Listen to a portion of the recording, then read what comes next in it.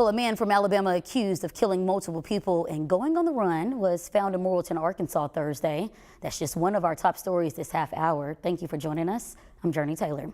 This man on your screen here, 50-year-old Stacy Drake, made national headlines in the midst of a statewide manhunt, which ended with his arrest.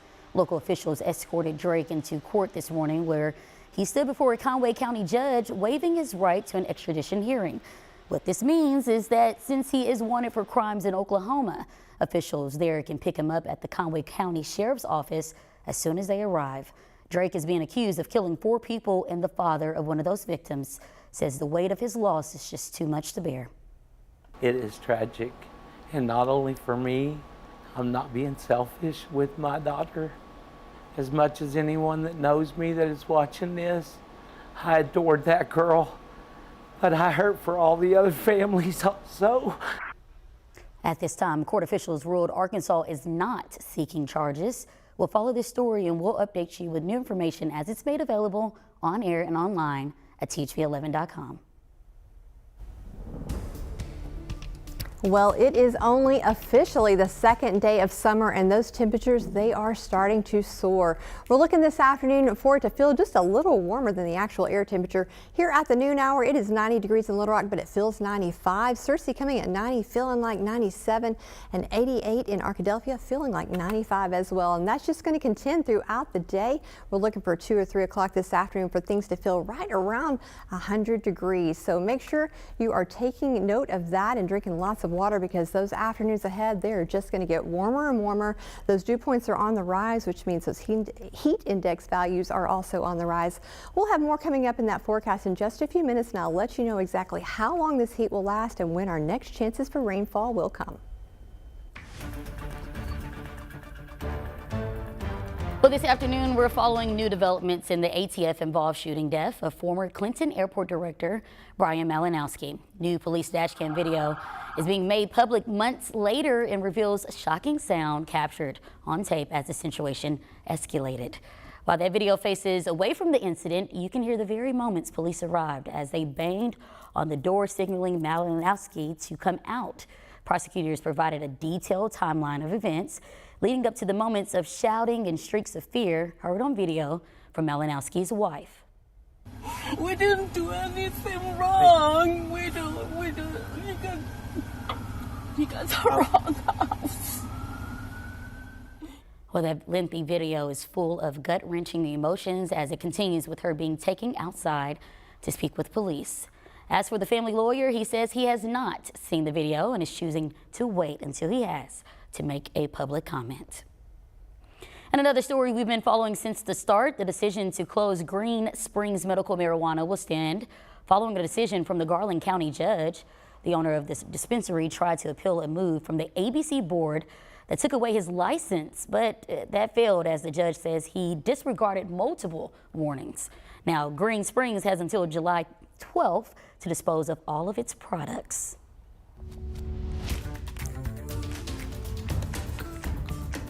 Americans spent a total of almost $300 billion in the first 3 months of the year. Bradley Blackburn takes a deeper dive at shopping trends across the country.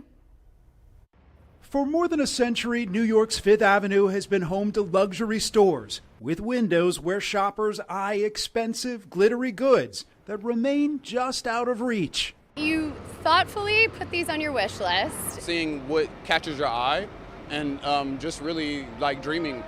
But today, the glass that separates most hopeful buyers from their desires is on a smartphone, and window shopping has a new name: dream scrolling.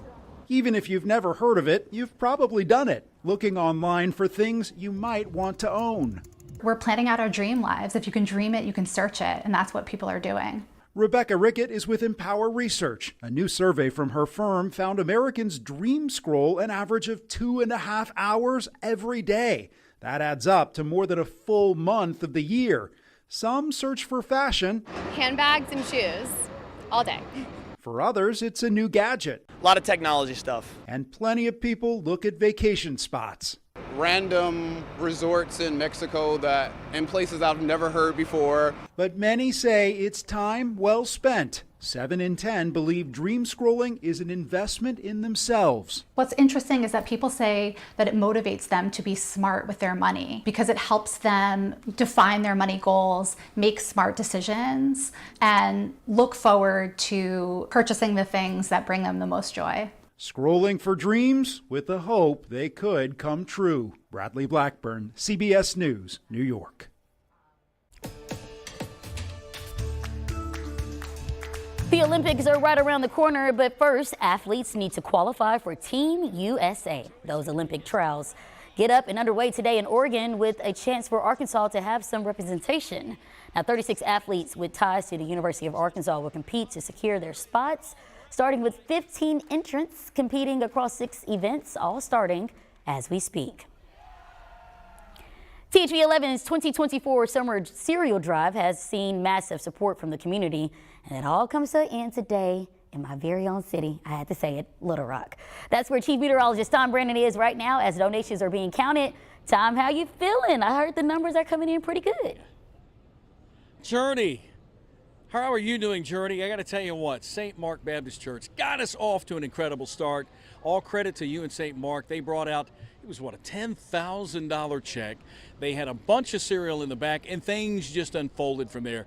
Wait till you hear the final total from Little Rock here in just a few minutes. And I know a lot of you, well, where's all that cereal going? You guys are going to ship it to Alaska, aren't you? Right? No, we're not. It's going down the street to the City Center. This is Rusty with City Center and affiliated with Emmanuel Baptist Church. Is that right? That is right. That is right. We're sort of the city ministry arm of Emmanuel. And you do have a lot of folks that come in that are in need of something to eat. This is going to feed a lot of folks. It really will. We serve every Tuesday from 10 to 2.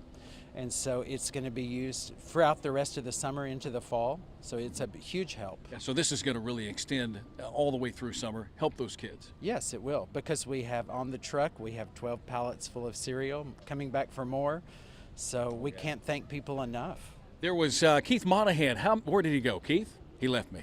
He said, I think there was over 30 pallets of cereal that filled up today because of you there in the community. And Keith Monahan helping us out, as well as a lot of volunteers. Coming up next, we're going to hear from First Community Bank. They've been out here frying in the sun all morning long with us. So we're going to hear from them coming up in a few minutes. Jurnee, thank you so much for that tip last night. I appreciate that. Absolutely. I handed all over to St. Mark Baptist Church. They did that. And of course, to everybody who's out there frying in the sun for a good cause. Yeah. So thank you, Tom. We'll come right back to you soon, okay? Well, the rising heat is causing a problem from coast to coast. Just ahead, a look at how these conditions are reaching dangerous levels. And your Friday is already a little warm. It's going to get just a little bit warmer in your weekend. Well, we need to talk about that and some heat safety coming up in weather in just a few minutes.